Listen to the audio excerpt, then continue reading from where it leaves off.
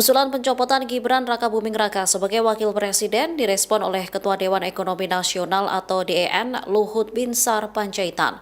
Ia meminta agar pihak-pihak yang menuntut pencopotan Gibran untuk tak tinggal di Indonesia. Hal ini diungkapkannya saat berada di Balai Kartini, Jakarta pada Selasa 6 Mei 2025. Dirinya lantas mengingatkan agar seluruh warga negara harus taat pada konstitusi. Luhut menyebut jangan sampai Forum Purnawirawan TNI Polri yang menuntut pemakzulan Gibran bisa membuat Indonesia terpecah.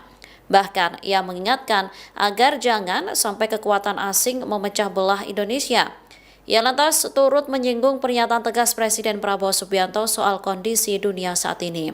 Sebelumnya, Luhut juga mengatakan jika usulan tersebut sangat kampungan. Pasalnya, usulan itu di tengah kondisi dunia yang saat ini banyak dinamika.